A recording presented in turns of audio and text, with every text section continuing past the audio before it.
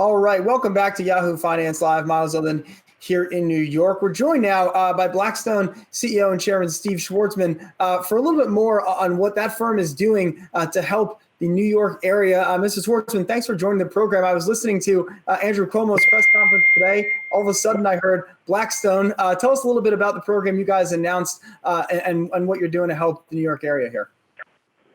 Well, we've done two things.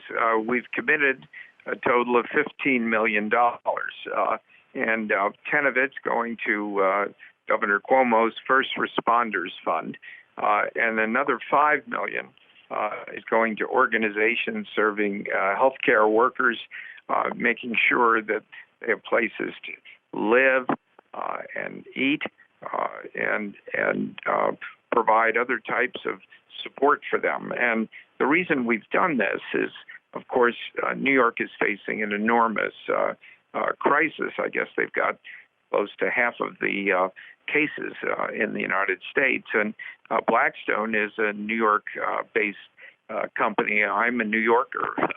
And, we need to help our city cope with this pandemic problem. And one of the reasons why we gave the money, besides helping New York, is we wanted to make sure that other businesses throughout the country understood that helping their local hospitals, their first responders, other charities that help feed people in their cities is a very important thing. And many people have responded already. But from my perspective and our perspective, being able to show that you can do things is super important, and other people should do it. We're doing a variety of things beyond just this money. Our companies are providing apartments for first responders, masks. We've given a huge facility like the Javits Center in New York, located in the UK, in Birmingham, to convert to a major hospital, the way it's done here. So many different parts of Blackstone's businesses are providing services for the people on the front lines here, and every business can help. Right. And some of us are supporting individual small businesses who are under enormous pressure now, and they got to turn to somebody. Right. And a lot of people at the firm are supporting them as well. Hey, Steve, Andy Serwer here. I wanted to sort of follow up on that point and ask you, what responsibility do wealthy Americans have to help out during this crisis?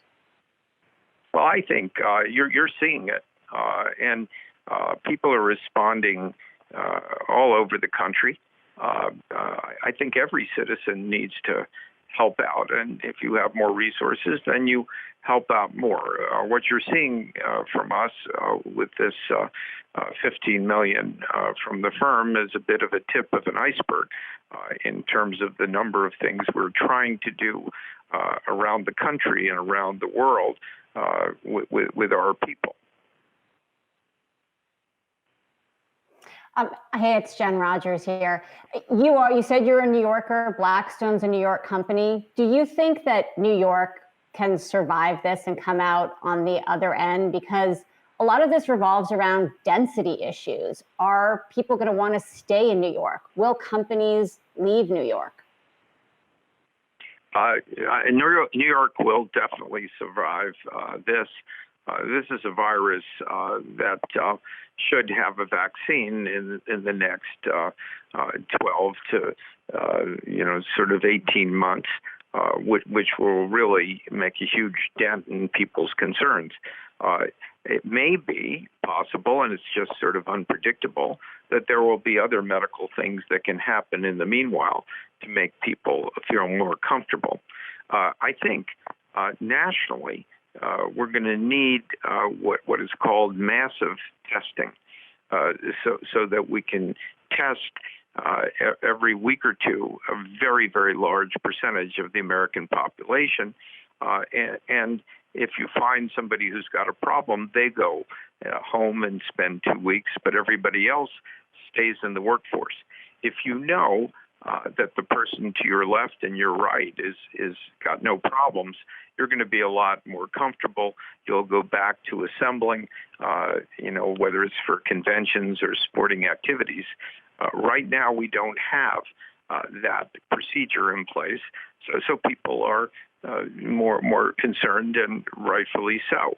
But I think as you look backwards on this, from 18 months or a year, you'll see that these types of things are put in place and people will be much more comfortable. New York has survived a lot. Right. There's no doubt that some things, of course, will change. This idea that many people are on Zoom working distance, you'll be used to that for certain numbers of things. But I think the great cities of the world have shown, whether they're London, New York, Beijing, Tokyo, these cities have shown astonishing resilience over centuries, and I don't think that's going to be reversed by what will be a relatively temporary virus. Steve, 2 quick questions. One, you talked to President Trump. Do you think he gets it? Do you think he understands the magnitude of the crisis? And 2, what's going to happen to the stock market from here? Well, you asked me 2 easy ones, Andy. Is that your specialty? Yeah, softballs to Steve Schwarzman is my specialty. Thank you very much. Well, I think with President Trump, I never share, what I discuss with him, even though I'm sure if I mentioned it to you now, it would be kept confidential. But I think it's impossible to not. Excuse me? Just between the two of us. Go ahead. Yes, exactly. I think it's impossible to not understand the severity of this problem of the coronavirus and the number of people who are ill and passing away. And I think that would be something that would be shared by anybody. In terms of the stock market, I think it's a reflection of what will happen on the healthcare side. We have really quite a stunning response by the U.S. government, sort of led by the president with bipartisan efforts in the Congress, and really great execution by the Fed. And had the government not stepped up with the $2 trillion stimulus, which actually they passed 2 other bills, so it's probably closer to 2.25 to 2.5. They'll come back and do another $1 trillion or more. These types of responses and giving money to unemployed people at a relatively high level, as well as providing liquidity for companies and markets, the way the Fed is doing, take us from being in a very desperate economic environment to bridging us to where we can get to the other side. Once people look at the medical situation and say, I feel really secure, then you'd probably see a continuation of this type of rebound. Hey investors, Zach Guzman here. Are you interested in learning more about the markets and getting the latest financial news? Well, then click right here to subscribe to our Yahoo Finance YouTube channel. Get the latest up-to-the-minute market analysis, big interviews in the world of finance, and information on how to manage your money every day wherever you are.